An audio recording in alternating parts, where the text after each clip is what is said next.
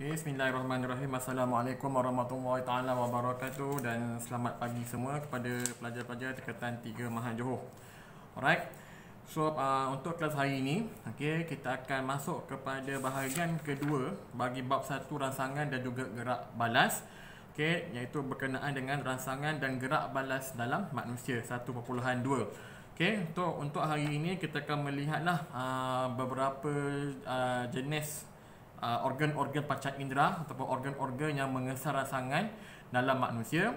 Okay, kita akan membincangkan berkenaan dengan struktur organ-organ tersebut dan insya-Allah kita juga akan melihat kepada mekanisme pendengaran dan juga mekanisme penglihatan untuk hari ini.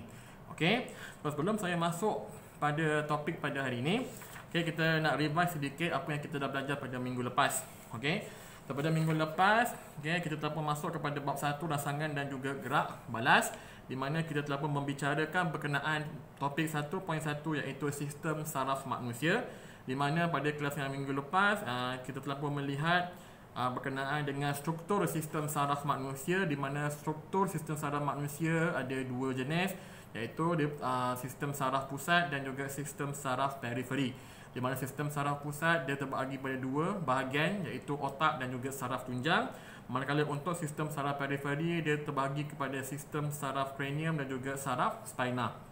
Alright. Dan kita pun melihat berkenaan dengan fungsi sistem saraf manusia, mainly untuk mengesan rangsangan, okay, menghantar maklumat dalam bentuk impuls. Okay, apa itu impuls? Impuls adalah satu tenaga elektrik, okay, yang dihasil ataupun dijanakan oleh reseptor yang terletak pada organ-organ diri ini, okay, untuk dihantar kepada otak. Okay, otak akan menafsirkan maklumat tersebut dan akhirnya otak akan memberikan gerak balas. Okay, dia akan memberikan maklumat yang baru untuk dihantar kepada efektor untuk menghasilkan gerak balas yang bersesuaian dengan rangsangan yang diterima. So itu ialah fungsi sistem saraf manusia. Dan kita pun melihat berkenaan dengan dua jenis tindakan, iaitu tindakan terkawal dan juga tindakan luar kawal. Okay, tindakan terkawal dikawal oleh bahagian otak yang dipanggil sebagai cerebrum, di mana tindakan terkawal ni contohnya seperti apa? Kita makan, kita menulis, membaca. Okay, tindakan yang kita sedar kita buat. Alright. Manakala tindakan luar kawalan, okay, seperti apa? Degupan jantung, okay, bernafas, alright, peristalsis. So inilah tindakan luar kawal yang dikawal oleh bahagian otak yang dipanggil sebagai medulla oblongata. Alright. Dan kita juga ada satu tindakan luar kawalan yang khas yang kita panggil sebagai tindakan refleks, di mana tindakan refleks ini mainly untuk melindungi badan kita daripada sebarang rangsangan yang berbahaya. Contoh seperti terpegang benda panas, kita pijak paku dan sebagainya. So pengaliran impuls dalam tindakan refleks ini hanya sampai pada tahap saraf tunjang sahaja. Okay, daripada reseptor pergi kepada saraf tunjang dan berpatah balik ke efektor untuk menghasilkan gerak balas yang bersesuaian. Kenapa? Sebab tindakan refleks ini mainly untuk melindungi kita, so tindakannya mestilah pantas dan cepat. Okey, so ini beza antara tindakan luar kawalan yang dikawal oleh medulla oblongata dan tindakan refleks. Alright. So, kita boleh masuk kita punya topik kita pada hari ini, iaitu rangsangan dan juga gerak balas dalam manusia. So seperti mana yang kamu maklum, okey, manusia ini kita ada beberapa organ deria. Okey, organ-organ yang mengesan rangsangan dari luar. Okey, contoh ialah mata, okey, telinga, okey, hidung, lidah dan juga kulit. So antara kelima-lima organ deria ini, organ deria yang paling besar ialah kulit. Alright. So mata untuk penglihatan, telinga untuk mendengar, hidung untuk deria bau, lidah untuk deria rasa dan kulit untuk deria sentuhan. Okay, so ini ialah 5 organ deria ataupun organ panca indera yang dimiliki oleh manusia. Alright, so first kali kita tengok tentang mata. Alright, so seperti mana kamu maklum, kita ada sepasang mata, okay, yang kita terletak dekat kita punya kepala. Okay, kita ada mata kiri dan juga mata kanan. So kalau kamu rujuk pada muka surat 12 buku teks kamu, okay, di situ ada ditunjukkan struktur bola mata kamu. Okey, dan telah pun dikerat rentas, dan dalam mata kita daripada luar ke dalam ada beberapa struktur lah. Okey, so daripada luar kita tengok, okay, daripada luar kita ada struktur yang dipanggil sebagai kornea. Mana kornea ini adalah satu lapisan yang lutsina, okey, yang membiaskan dan memfokuskan cahaya ke retina. So bahagian paling luar mata kita yang lutsina ini dipanggil sebagai kornea. Okey. Dan yang bila kita ke belakang sikit, okey, di belakang kornea ada satu orang kata macam ruangan. Okey, ruangan yang diisi dengan air.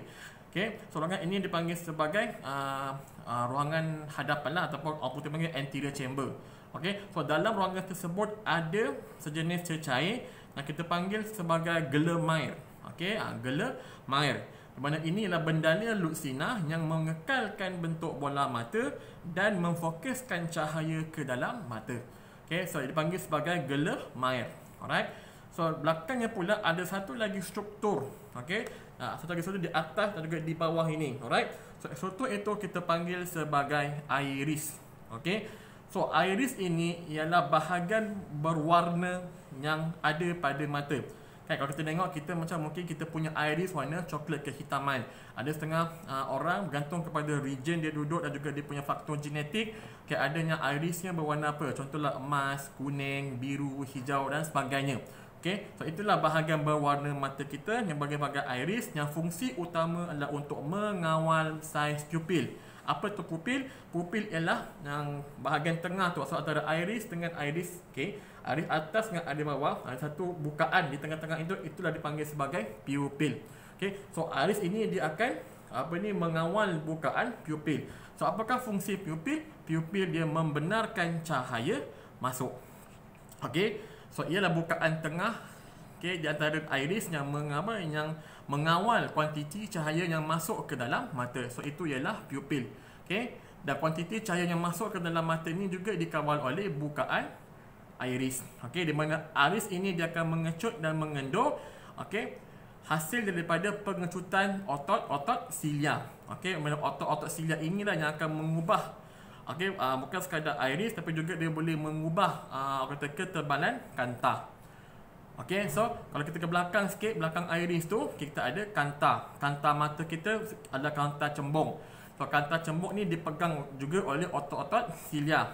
So kanta cembung ini berfungsi untuk memfokuskan image. Okey, memfokuskan image untuk sampai ke retina. Alright, so dipegang oleh otot-otot silia, di mana bila otot-otot silia ini mengecut dan mengendur, dia juga akan mengawal ketebalan kanta tersebut. Okey, so contohlah bila kita baca satu objek yang dekat. Okey, so otot-otot silia ini dia akan mengecut dan dia akan menyebabkan kanta kita semakin menebal. Alright, so bila kita pandang pada objek yang jauh, otot silia ini dia akan mengendur dan kita punya kanta akan menjadi nipis.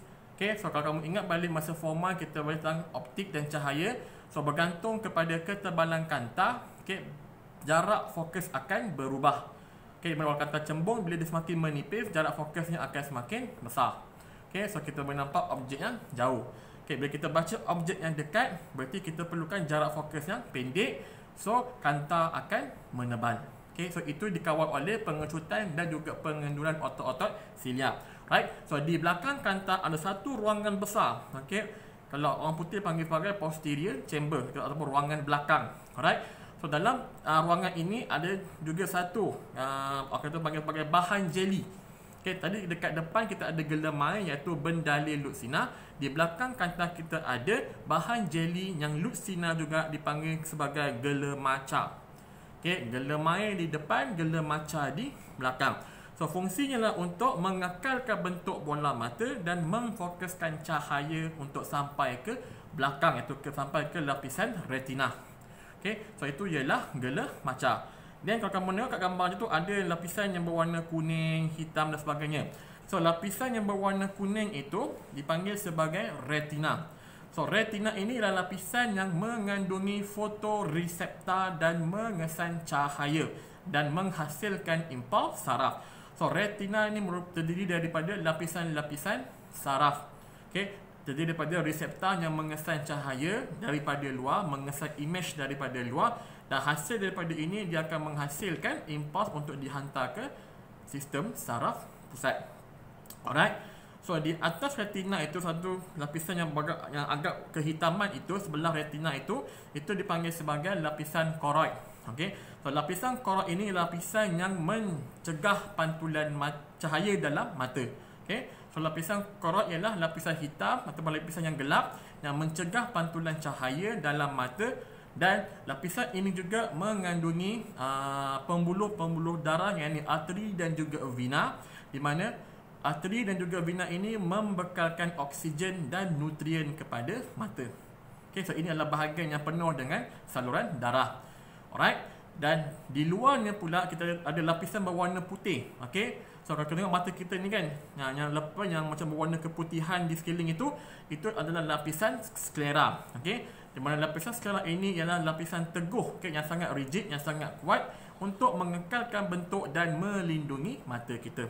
Alright, so daripada dalam ke luar, okay, ada lapisan retina, ada lapisan koroid dan juga ada lapisan sklera.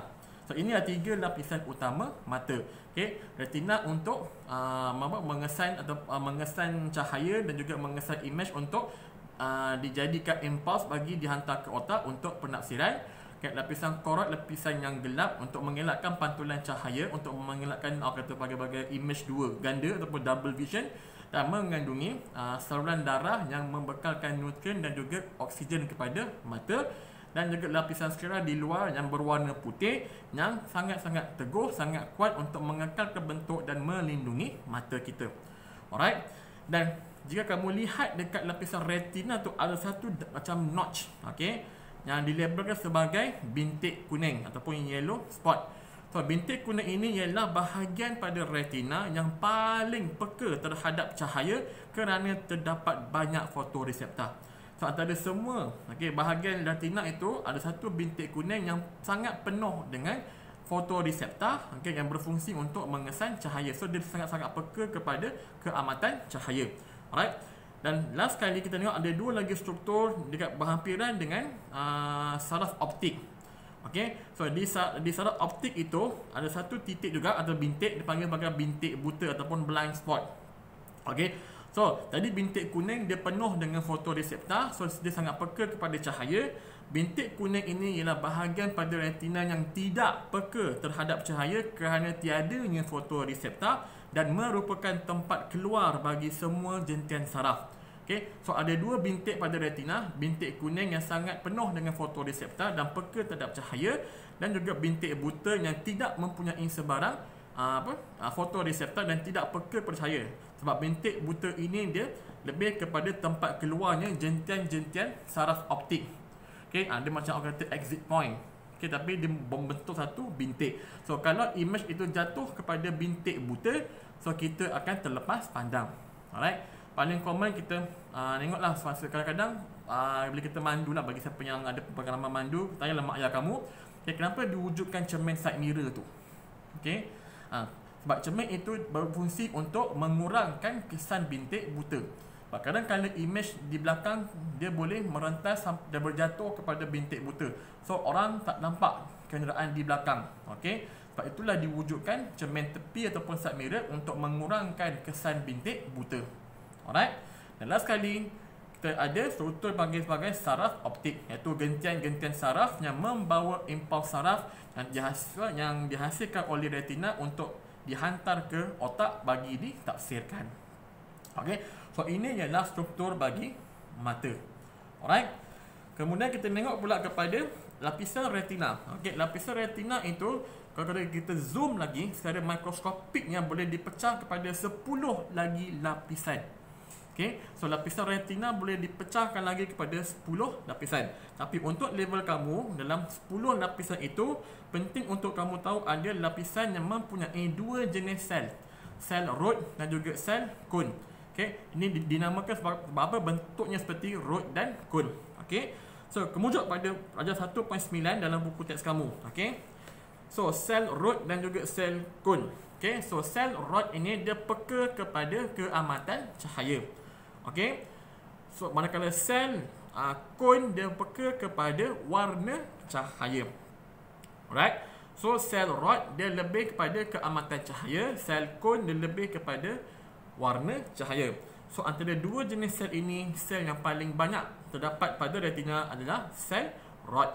Okey, sebab sel rod sangat penting untuk mengesan keamatan cahaya. Sebab itulah kalau kamu perasan, okey, let's say lah pada waktu malam, okay, kalau kamu tidur kat asrama dan sebagainya kan, lampu dah tutup. Okay, bila lampu tutup secara initially kita merasa macam dunia tu gelap gelita, tak nampak apa-apa langsung.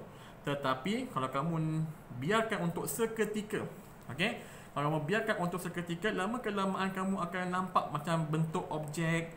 Okay, kamu akan nampak sesuatu. Okay, kamu nampak dalam keadaan bilik kamu tu, okay, mana almari kamu, okay, mana katil kamu, mana meja kamu. Okay, kenapa? Sebab bila dibiarkan, apa sahaja cahaya yang ada di dalam bilik itu akan diambil dan juga dikesan oleh sel-sel root.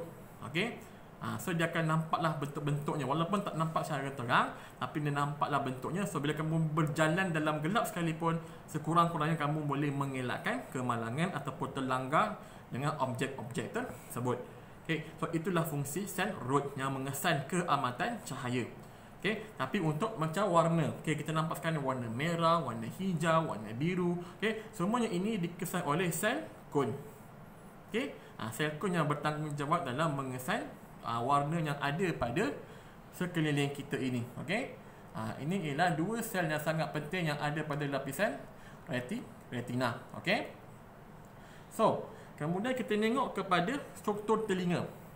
Okay, so telinga ni fungsinya untuk mendengar. So apa sahaja gelombang yang kita dah terima, kita akan dengar. Okey, sebab apa? Sebab kita ada organ dia yang dipanggil sebagai telinga. Alright. So kalau kita menengok pada muka surat 13, okey, darjah 1.10. Okey, struktur telinga ini kita boleh pecahkan kepada 3 bahagian. Telinga luar, telinga tengah dan juga telinga dalam. Okey. So di telinga luar kita ada beberapa bahagian. Yang pertama dipanggil sebagai cuping telinga. Okey. So ini ialah cuping telinga yang ada luar sekali ni.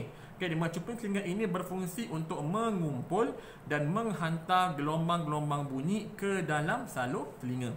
Okey. So kita punya cuping ni ada function, bukan suka-suka je. Okey. So dia akan mengumpulkan apa sahaja gelombang bunyi yang ada di sekeliling kita ini untuk dihantar ke salur telinga. Alright. Struktur yang kedua tadi kita kata ada salur telinga, di mana salur telinga ini menghantar gelombang bunyi ke gegendang telinga. So inilah dua struktur yang berada di telinga luar. Alright. Seterusnya kita pergi kepada telinga tengah. Okey, telinga tengah pula ada gegendang telinga ataupun apa yang pakai eardrum. Alright. So gegendang telinga ini merupakan satu membran yang nipis.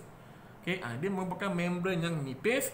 Okay, yang di mana fungsi utama bagi gegendang telinga ini adalah untuk bergetar, okay, mengikut frekuensi gelombang bunyi yang terkena padanya dan memindahkan getaran tersebut ke tulang-tulang osikel.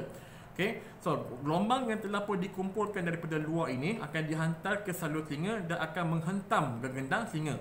Ibarat kamu memukul drum, dung dung dung dung dung kan. So drum tu akan bergetar, betul tak? Sama konsep macam gegendang telinga. Gelombang itu sampai pada gegendang telinga, dia akan menghentam gegendang telinga, dia akan berdum-dum-dum pada gegendang telinga dan dia akan menghasilkan getaran bunyi. So getaran bunyi inilah yang akan dihasilkan oleh gegendang telinga dan akan disalurkan ke bahagian tulang-tulang osikel. Okey. So tulang-tulang osikel lah merupakan tulang yang paling kecil dalam badan manusia. Okey. So tulang osikel ni dia ada 3. Okey, kalau nak menamakan dia best, incus, malleus, stapes, bergantung kepada dia punya bentuk dia. Okay, so inilah 3 tulang manusia yang paling kecil, iaitu tulang-tulang osikel. Di mana tulang-tulang osikel ini berfungsi untuk menguatkan, okay, dia akan menguatkan getaran bunyi lalu memindahkannya ke jendela bujur. Okay, tadi gegendang telinga dia menerima gelombang bunyi daripada luar dan dia akan menghasilkan getaran bunyi. Getaran bunyi tersebut dipindahkan kepada tulang-tulang osikel untuk dikuatkan lagi getaran bunyi tersebut untuk dipindahkan ke jendela bujur. Okay. So jendela bujur pula berfungsi untuk mengumpul dan menghantar getaran bunyi tersebut dari osikel pergi ke koklea. Okay. Koklea ialah struktur yang terdapat dalam telinga dalam. Okay. So dalam telinga tengah ni ada satu lagi struktur, okay, yang dipanggil sebagai tube eustachium. Okay. So tube eustachium ini dia tidak ada kena-mengena dengan mekanisme pendengaran. Okey, tetapi dia terletak dalam telinga tengah. So tube eustachium ini berfungsi untuk mengimbangkan tekanan udara di kedua belah gegendang telinga. Okey. Biasa tak kalau kamu pergi, contohlah kita naik ke kapal terbang, okey, kita tengah high altitude. Ataupun mungkin kita dalam kereta, ayah kita tengah mandu, dia naik ke atas bukit. Kamu akan perasan kita punya telinga makin lama makin sebu, okay, makin tak dengar. Sebab apa? Sebab tekanan dalam telinga semakin tinggi. Alright. So sebab apa? Sebab tube eustachian dalam telinga ketika itu sedang tutup. Okay.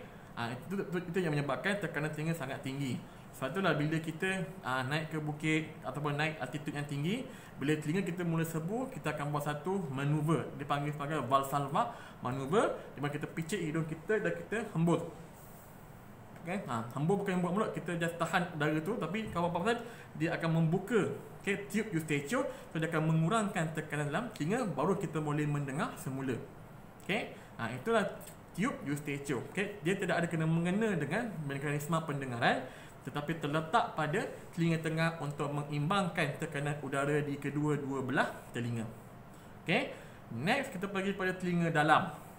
Okay, telinga dalam pula ada 3 struktur. Okay, yang pertama ialah koklia. Okay, ini paling penting. Okay, sebab koklia ini berfungsi mengesan dan menukarkan getaran bunyi yang diterima daripada jendela bujur tadi kepada bentuk impuls saraf. So dalam koklia ini dia bentuk seperti macam cekaran siput. Okey. So dalam koklia ini adanya bendalir. So bendalir ini bila dia terusik, okey, bila dia terganggu dengan getaran bunyi, dalam koklia ini ada macam bulu-bulu halus. So bila dia terangsang dengan pergerakan bendalir tersebut, maka akan terhasillah impuls saraf. Okey, ini adalah bahagian paling penting dalam di telinga dalam. Right? Dan kita ada apa? Salur separuh bulat. Okey. Juga mengandungi bendalir. So salur separuh bulat ini juga dia berfungsi untuk apa? Untuk mengesan kedudukan kepala dan membantu mengawal keseimbangan badan. Okay. So salur separuh bulat dia tidak ada kena-mengena dengan pendengaran, tetapi sangat penting untuk kita punya keseimbangan badan. Okay. Dalam dia ada bendalir yang juga akan bergerak bergantung kepada kita punya pergerakan kepala. So dia akan macam mengesan kita punya kedudukan kepala. Jika salur separuh bulat ini mungkin macam bocor, kan, ataupun mungkin dia rosak, okay, orang tersebut dia akan jalan terhuru hayang, dia punya balancing akan off. Okay. Sebab dalam tu ada orang kata kristal-kristal dan juga bendalir yang akan bergerak bergantung pada kedudukan kepala kita. Okay. So jika mekanisme ini rosak, maka kita pun akan jalan terhuru hayang. Okay. So itulah fungsi salur separuh bulat. Right. Dan last sekali kita ada saraf auditori, di mana ini ialah saraf yang menghantar impuls daripada koklia pergi ke otak untuk ditafsirkan. Okey, so ini ialah struktur bagi telinga. Alright, next kita pergi kepada hidung. Okey, hidung di depan ni. So hidung ialah organ yang mengesan deria bau. Alright, dan bau ini merupakan bahan kimia. Apa sahaja yang kita bau, bau wangi, bau makanan, bau busuk sampah dan sebagainya. So ini semua adalah bahan-bahan kimia. Okey, partikel-partikel bahan kimia yang wujud dalam udara kita. Alright. Dan lebih kurang 10 juta sel deria bau terletak di bahagian atas rongga hidung kita. Okey, so kalau wujud pada muka surat 14, struktur hidung kita, di atas rongga hidung kita ni ada lebih kurang 10 juta sel deria bau yang berfungsi untuk mengesan partikel-partikel bahan kimia ini, dan dia akan dihantar ke otak untuk ditafsirkan bau tersebut. Okey. So sel deria bau ini dia adalah halus. Okey, dia sangat-sangat halus dan dia dilitupi oleh lapisan mucus. Okey. So bahan kimia yang ada dalam udara ini dia akan melarut dalam lapisan mucus tersebut, dan akan ini merangsang sel-sel deria bau untuk menghasilkan impuls. Alright. So impuls ini kemudian dihantar ke otak untuk ditafsirkan dan seterusnya ditentukan apakah jenis bau ini. Okey. Contohlah saya ada kat sini macam minyak wangi kan. Okey. So bila kita buka, okey, dalam ini adalah bahan kimia. Okey. So bila kita lalukan pada depan hidung kita, okey, so ada satu bau. Okey, bahan kimia ni dia akan mula mengalir, dan bila dia masuk dalam hidung kita punya hidung, dia akan melarut dalam lapisan mucus yang melitupi sel-sel deria bau tadi, dan terus dia akan merangsang sel tersebut untuk menghasilkan impuls untuk pergi ke otak. Otak akan tersikan apakah jenis bau ni. So inilah bau wangi. Okey, kalau sampah bau busuk, so kita akan ada gerak pada bau busuk gitu. Bau makanan, sedapnya. Okey. So bergantung kepada jenis bau kita yang kita dah kesan. Alright. Dan kita ada lidah. Okey, lidah. Alright. So lidah ini sangat penting. Dia merupakan organ deria rasa. Alright. So dekat lidah ini, kalau kamu tengok lidah kamu lah, okey, permukaan lidah kita ni dia tak smooth. Okey, dia ada buntil-buntil putih tu, betul tak? Okey. So buntil-buntil atau bintil-bintil kecil yang ada pada permukaan lidah itu dipanggil sebagai papila. Okey. Papila ini pula dilapisi oleh beratus-ratus tunas rasa. Okey. So dekat lidah kamu, permukaan atas ini dia ada bintil-bintil kecil yang dipanggil sebagai papila. Setiap papila ada beratus-ratus tunas rasa. Okey, dan setiap tunas rasa ini pula mengandungi 10 hingga 50 reseptor bau. Okey, bayangkan betapa sensitifnya kita punya lidah dalam mengesan rasa. Okey, ada banyak papila, setiap papila ada beratus-ratus tunas dan setiap tunas ada lebih kurang 10 ke 50 reseptor rasa. Okey, dan reseptor rasa ini juga dapat mengesan 5 jenis rasa, iaitu manis, okey, manis, masin, okey, masam, pahit dan juga umami. Okey, so ada 5 dia rasa yang kita boleh kesan dengan lidah kita, iaitu manis, masin, masam, pahit dan juga umami. Alright. So fungsi tunas rasa ini ialah semasa makanan dikunyah, okay, sebahagian atau semua bahan kimia yang terdapat dalam makanan tersebut akan melarut dalam air liur kita. Okey. So bahan kimia terlarut ini akan meresap masuk ke dalam tunas rasa melalui liang dan merangsang kita punya reseptor rasa kita untuk menghasilkan impuls saraf. Alright. Dan impuls saraf ini kemudian yang dihantar ke otak dan ditafsirkan sebagai sama ada masin ke, manis ke, masam ke, pahit ke ataupun umami, ataupun dia akan gabungkan kombinasi kelima ataupun pelbagai lah kata diri rasa kita ini untuk menjadi satu rasa. Okey. So mungkin orang tanya apa tu umami? Okey. Umami ni dia dikelaskan sebagai rasa asas. Okey, kerana terdapat reseptor rasa yang dapat mengesan rasa umami saja. Zaman dulu tak ada pun disebut tentang umami. Hanya masam, manis, masin dan pahit 4. Tapi sekarang ini dia dah saintis mengesan ada satu reseptor yang memang khas untuk mengesan satu diri rasa yang dipanggil sebagai umami. Okey. So umami ini dia dikaitkan dengan rasa lazat. Okey, seperti rasa daging dalam sup. Okey, ataupun mungkin rasa yang menyedapkan rasa tu sangat-sangat sedap. Okey. Dan konsep umami ini telah pun digunakan pakai dalam penghasilan bahan-bahan perasa seperti monosodium glutamate ataupun MSG. Okey. So dia ada banyak jenis umami. Okey, contoh dalam tomato, bahan umami itu panggil sebagai glutamic acid. So bila tinggi, bila banyaknya bahan umami ini, dia akan menyebabkan kita merasa sangat sedap makanan tersebut. Okey. Alright. So itu ialah umami. Dan last kali kita tengok kepada organ yang terakhir, iaitu kulit. So kulit merupakan organ diri yang paling besar yang melitupi badan kita. Kulit ni banyak fungsi. Okey, fungsi utama lah untuk melindungi badan kita lah, okey, daripada rangsangan luar. Yang kedua, kulit ni juga berfungsi untuk mengesan rangsangan-rangsangan seperti apa? Sentuhan. Okey, dia mengesan apa lagi? Tekanan, okey, sejuk, panas dan juga sakit. Okey, so ada 5 reseptor yang terdapat pada kulit kita ni. Dan setiap reseptor dia mengesan setiap satu deria, iaitu sentuhan, tekanan, sakit, panas ataupun haba dan juga sejuk. Okey. So lapisan kulit kita ni ada 2. Okey, lapisan yang di luar dipanggil sebagai epidermis, yang dalam itu dipanggil sebagai lapisan dermis. Okey. So bergantung kepada kedudukan reseptor tersebut, kita punya bahagian kulit ni dia punya sensitivity dia tak sama. Okey. Contoh dekat tangan ini. Kat tangan ini kita punya sensitifnya sangat tinggi. Okey, kalau kena cocok dengan apa? Macam jarum halus pun dia akan sakit. Ni, tapi kalau kita cocok jarum pada tapak kaki, okey, sakit tu tak sama macam di tangan. Sebab apa? Sebab di tapak kaki kita punya lapisan kulit sangat-sangat tebal. So reseptornya pun jauh ke dalam. Okey.